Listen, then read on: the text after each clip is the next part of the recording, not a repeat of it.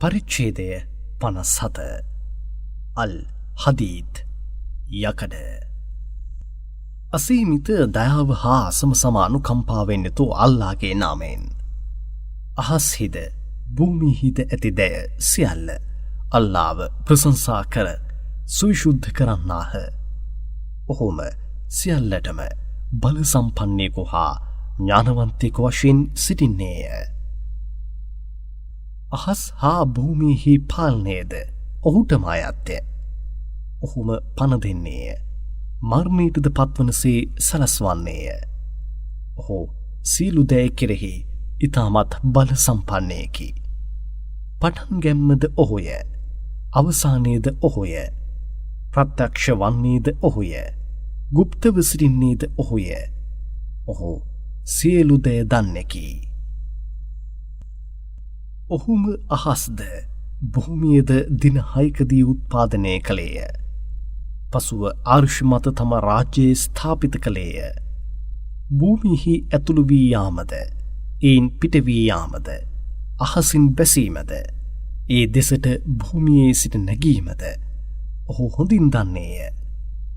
ඔබ කොහේ සිටියා වුවද ඔහු ඔබ සමග සිටින්නේය. ඔබ කරන දෑද අල්ලා අවධානයෙන් යුතුව බලන්නෙකු වශයෙන්ම සිටින්නේය. අහස් හා භූමියෙහි පාලනය අල්ලාටම අයත්ය. සියලු කාරණාවන්ද එම අල්ලා වෙතම ගෙනෙනු ලබන්නේය. ඔහුම රාත්‍රිය දහවලෙහි ඇතුළුවීමට සලස්වන්නේය. දහවල රාත්‍රියෙහි ඇතුළුවීමට සලස්වන්නේය. හෘදයන්හි ඇති රහස්ද ඔහු හොඳින් දන්නේය. එබැවින් මිනිසුනේ, ඔබ අල්ලාහවද ඔහුගේ දූතයාවද විශ්වාස කරනු. තවද ඔබට පෙර සිටි අයගේ ස්ථානයන්හි ඔබව තබා ඔබව ඔහු කුමකට උරුමකාර නියෝජිතයන් බවට පත් කළේද එයින් දානමාන වශයෙන් වියදම් කරනු. ඔබගෙන් කවුරුන් විශ්වාසයේ තබා දානමාන කරන්නෝද ඔවුන්ට අති විශාල ඵල විපාකයක් ඇත. මිනිසුනේ, ඔබට කුමක් නම් සිදුවී ඇද්ද? ඔබ අල්ලාහව කුමක් නිසා විශ්වාස නොකරන්නේද? ඔබව උත්පාදනය කර පෝෂණය කරන ඔබගේ දෙවියන්වම විශ්වාස කරන මෙන් ඔබව අපගේ දූතයා ආරාධනා කරන්නේය. මේ ගැන දෙවියන් ඔබ වෙත නිත වශයෙන්ම පොරොන්දුවක් ලබා ඇත්තේය. ඔබ ඇත්තෙන්ම විශ්වාසයේ තැබුවන් වශයෙන් සිටින්නෙහු නම් අල්ලාහවම විශ්වාස කරනෝ. ඔබව පාපයන්හි අන්ධකාරයන්ගෙන් ඍජු මාර්ගයේ ආලෝකයේ දෙසට ගෙන ඒම පිණිසම ඔහු තම වහලුන් කෙරෙහි පැහැදිලි වදන් ආයාවන් පහල කර ඇත්තේය. නීත වශයෙන්ම අල්ලාහ් ඔබ කෙරෙහි ඉතාමත් කරුණාවන්තයෙකු හා දයාබරවන්තයෙකු වශයෙන් සිටින්නේය. තවද ඔබට කිමෙක්ද අල්ලාහගේ මාර්ගයෙහි ඔබ වියදම් කළ යුතු නොවේද? අහස් හා භූමියෙහි ඇති දෑහි උරුමය අල්ලාහටම අයත් නොවේද? ඔබගෙන් මක්කාවේ ජයග්‍රහණයට පෙර තම වස්තුන් වියදම් කර යුද්ධ කර ඉමහත් වූ පදවියද අයත් මෙවැන්නාට ඉන් පසුව තම වස්තුන් වියදම් කර යුද්ධ කළ අය සමවන්නේ නැත. එහෙත් මේ දෙදෙනාට අල්ලාහ් හොඳක්ම පොරොන්දු වී ඇත්තේය. අල්ලාහ් ඔබ කරන දය හොඳින් දන්නෙකු වශයෙන් සිටින්නේය. කවුරුන් අල්ලාහ් වෙනුවෙන් ණය අලංකාරවත් ණයක් වශයෙන් ලබා දෙන්නේද? ඔහුට එය ඔහු දෙගුණයක් බවට වැඩි කර තබන්නේය. තවද ඔහුට ඉතාමත් ගෞරවනීය ඵල විපාකද ඇත. නබී විශ්වාසී තැබූ මෙවැනි පිරිමින්ද ගැහැණුන්ද ඔබ දකින ඉදිනදී ඔවුන්ගේ ආලෝකයේ දීප්තිය ඔවුන් ඉදිරියෙන්ද ඔවුන්ගේ දකුණු පැත්තෙන්ද ගමන් කරමින්ම තිබෙනු ඇත. සත්‍ය වූ ඔවුන්ගේ විශ්වාසයේ හේතුවෙන් ඔවුන්ට මලයිකාවරුන් අද දින ඔබට සුභාරංචියකි. සදාකල් දියධාරා ගලා බසමින් ඇති ස්වර්ගයන්හි ඇතුළු වනු ඇත. සදාකල් එහි රැඳී සිටින්නෙහුය.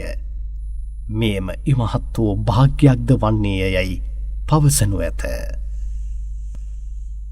එදිනදී වංචනික පිරිමින්ද ගැහැණුන්ද විශ්වාසවන්තීන්ට ඔබ පෙරට නොගොස් අප වෙනුවෙන් පොඩ්ඩක් ප්‍රමාද වනු. ඔබගේ ආලෝකයේ මගින් අපි ප්‍රයෝජනයක් අත්කරගන්නෙමු යැයි පවසනු ඇත. එයට ඔවුන්ට අප ඉදිරියේ නොසිටිනු. ඔබ ඔබගේ පිටුපසට ගොස් ශරීර ආලෝකය සොයාගනු යැයි කියනු ලැබේ. ඒ අවස්ථාවේදී ඔවුන් අතරේ එක් බිත්තියක් ගොඩනැගෙනු ඇත. එයට දොරටුවක්ද තිබෙනු ඇත. විශ්වාසවන්තයින් සිටිය හැකි එහි ඇතුල් පැත්තෙහි දෙවියන්ගේ දයාවද, එහි පිට පැත්තෙහි පාපතරයන් විදිය හැකි ඔහුගේ දඬුවමද තිබෙනු ඇත. මොවුන් විශ්වාසවන්තයින්ට ලොවෙහි අපි ඔබ සමග එක්කාසු වී සිටියේ නැද්දැයි ශබ්දනකා පවසන්නාහ. ඊට ඔවුන් මොවුන්ට ඇත්තයි. නමුත් ඔබම ඔබව විපතට පත් කරගත්තෙහුය. තවද අපි විනාශ වී යාම ඔබ බලාපොරොත්තු වූවෙහුය. මේ දිනය ගැනද ඔබ සැකසිතමින් සිටියෙහුය. අල්ලාහගේ නියෝගය වන මරණය පැමිණෙනතුරු ඔබගේ ආශාවන් ඔබව රවටා දැමීය. මායාකාර ෂයිතාන් අල්ලාහ ගැන ඔබව රවටා දැමුවේය. එබැවින් අද දින ඔබ වෙතින් හෝ නැතහොත් ඔබ මෙන් අල්ලාහව ප්‍රතික්ෂේප කළ අය වෙතින් හෝ ඔබට ලැබිය යුතු දඬුවම වෙනුවට කිසියම් වන්තියක් ලබා ගන්න නොලැබේ. ඔබ රැඳෙන ස්ථානයේ නිරයයි. එම ඔබට සහාය වශයෙන් තිබිය හැක්කකි. එය ගොස් සේන්දුවේ හැකි ස්ථානයන්ගෙන් ඉතාමත් නපුරුයයයි කියනු ලැබේ. විශ්වාසය තැබූවන්ගේ හෘදයන් අල්ලාහවද ඔහු පහල කරන ලද සත්‍යයේ ආයාවන්ද සිතා බියවී වෙවුලන කාලය තවමත් පැමිණියේ නැද්ද? මොවුන්ට පෙර ධර්මය ලබා දෙනු ලැබූ අයමෙන් මොවුන්ද පත් නොවිය යුතුය. මෙසේම ඔවුන් කෙරෙහි එක් කාලයක් ගිය පසු ඔවුන්ගේ හෘදයන් ගල් බවට පත්විය. ඔවුන්ගෙන් වැඩි දෙනෙකු පාපතරයන් බවට පත් වූහ. මිනිසුනේ, නීත වශයෙන් අල්ලාහම භූමිය එය මරණයට පත් වූ පසු පණ දෙන්නේය යන්න දැනගනු. ඔබ දැනගනු පිණිසම නීත වශයෙන්ම අපගේ බොහෝමයක් ආයාවන් අපි ඔබට පැහැදිලි කර ඇත්තෙමු. නීත වශයෙන්ම දානමාන කරන පිරිමින්ගෙන් හෝ ගැහැණුන්ගෙන් හෝ අල්ලාහ් වෙනුවෙන් අන් අයට වස්තුව ණය වශයෙන් අලංකාරවත් ණය වශයෙන් දෙන්නෝද ඔවුන්ට ඒ දෙගුණයක් බවට පත් කරනු ලැබේ. පසුවත් ඔවුන්ට ඉතාමත් ගෞරවනීය ඵල විපාකද ඇත.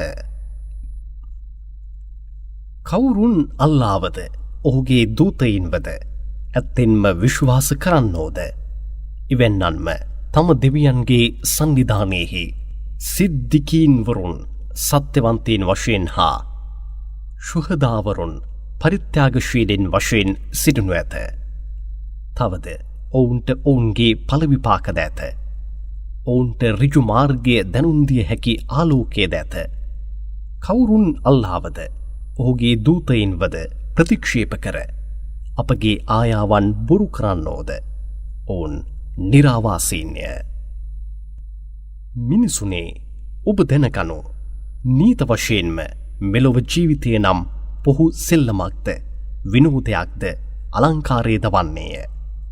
තවද එය ඔබ අතරේ අනවශ්‍ය ඊර්ෂාවක් ඇති කරන්නක් වශයෙන්ද වස්තුන් මතද දරුවන් මතද තරංගයක් ඇති කරන්නක් වශයෙන්ද ඇත්තේය.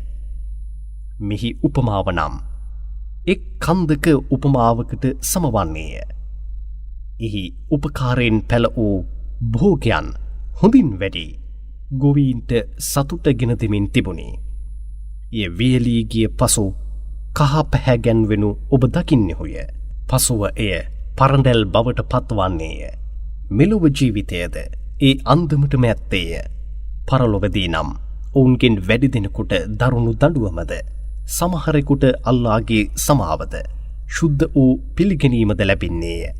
එබැවින් මෙලොව ජීවිතය මිනිසාව රවටන අල්ප සුවයක් මිස වෙන කිසිවක් නැත.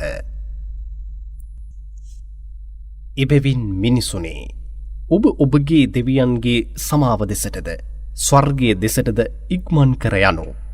එහි විස්තීර්ණය අහස් හා භූමියෙහි විස්තීර්ණය මෙන්ම ඇත්තේය. එය අල්ලාහවද ඔහුගේ දූතයින්වද විශ්වාසී තැබුවන් වෙනුවෙන්ම පිළියෙල කරනු ලබ ඇත්තේය. ඒ අල්ලාහගේ වරප්‍රසාදයකි. එය ඔහු කැමති හොඳ අයටම ඔහු ලබා දී ඇත්තේය. අල්ලාහ් ඉමහත් වූ දයාබරවන්තයෙකි. සාමාන්‍යයෙන් භූමියෙහි හෝ නැතහොත් පෞද්ගලිකව ඔබට හෝ ඇතිවිය හැකි කුමන අමාරුකමක් හෝ පාඩුවක් හෝ ඒවා අපි උත්පාදනය කිරීමට පෙරම ලෞහුල් මව්ෆූල් නැමති පොතෙහි සටහන් කරනු ලැබ නැත්තේ නොවේ. නීත වශයෙන්ම මේ අල්ලාහට ඉතාමත් ලෙහෙසි දෑයකි. ඔබකින් වැරදී ගිය දෑ ගැන ඔබ දුක් නොවී සිටීමටද අල්ලාහ් ඔබට ලබා දුන් දෑ ගැන ඔබ උඩඟු නොවී සිටීමටද මේ ඔබට දැනුම් දෙන්නේය. අල්ලාහ් උඩඟු වී ආඩම්බර බස් දොරන්නන් සියල්ලන්වම ප්‍රිය කරන්නේ නැත.